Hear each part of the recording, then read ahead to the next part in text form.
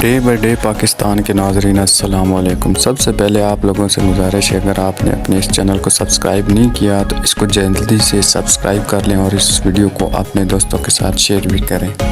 جیسا کہ ناظرین ہم نے اپنے بزرگوں سے بچپن میں سنا تھا کہ یہودی ایک سرخ بچھڑے کا انتظار کر رہے ہیں جس کی وہ یروشلم کے اندر جبل زیتون پر قربانی دیں گے، اور اس قربانی دینے کے بعد وہ مسجد اقصی اور سنہری گنبد والی مسجد کو گرا کر ہیکل سلیمانی کو تعمیر کرنا چاہتے ہیں۔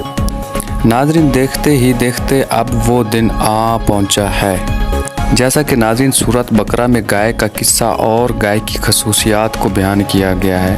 اس کے علاوہ توریت کی ایک روایت کے مطابق اللہ تعالیٰ نے موسیٰ اور ہارون سے کہا کہ بنی اسرائیل سے کہو کہ وہ ایک گائے کا سرخ رنگ کا بچھڑا لے کر آئیں جس میں نہ کوئی کسی قسم کا داغ ہو اور نہ ہی اس پہ کوئی کسی قسم کا اوزار رکھا گیا ہو، اور گائے کے اس سرخ بچھڑے کو کاہن کو دینا اور وہ اپنے اجتماعات کے سامنے لے جائے اور کوئی اسے اس کے سامنے ذبح کر دے، اور کاہن اپنی انگلی سے اس کا کچھ خون لے کر اور اس خون کو اجتماعات کے آگے 7 بار چھڑکے، اور پھر کوئی اس کی آنکھ کے سامنے اس ساری کی ساری گائے کو جلا دے۔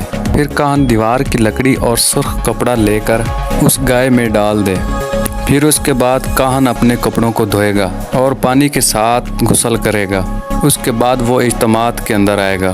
پھر بھی وہ کاہن شام تک ناپاک صاف رہے گا، اور جو اس گائے کو جلائے گا وہ بھی اپنے کپڑے پانی سے دھوئے گا اور خود کو پاک صاف کرے گا، اور وہ بھی شام تک ناپاک رہے گا۔ ایک شخص اس گائے کی راکھ کو اکٹھا کر کے اس اجتماع سے دور کسی پاک جگہ پر رکھے گا اور سب کو بتائے گا یہ بنی اسرائیل جماعت کی ناپاکی کو دور کرنے کے لیے رکھی گئی ہے، کیونکہ یہ گناہ کی قربانی ہے۔ جو کوئی اس گائے کی راکھ کو اکٹھا کرے گا وہ بھی اپنے کپڑے اور غسل کرے گا اور وہ شام تک ناپاک رہے گا۔ یہ بنی اسرائیل اور اس جماعت سے تعلق رکھنے والوں کے لیے ایک معتبر قانون ہوگا۔ ناظرین تورات میں دی گئی یہ روایت یہودی قوم کے لیے گائے کی قربانی شرعی احکامات پر مبنی ہے، کیونکہ یہ حکم انہیں ایک خاص موقع پر دیا گیا تھا جب ان میں قتل و غارت حد سے بڑھ گئی تھی۔ ایک عام انسان کا قتل معمولی سی بات تھی، جبکہ وہ انبیاء کرام کا قتل کرنے سے بھی نہیں ڈرتے تھے۔ اب اسی حوالے سے سرخ گائے کی تلاش جاری تھی۔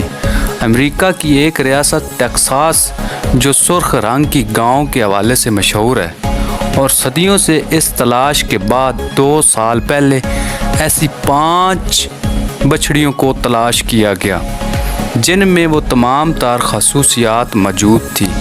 اب یہ خبر امریکہ سمیت بہت سے خبر رساں اداروں نے چند دن پہلے دی۔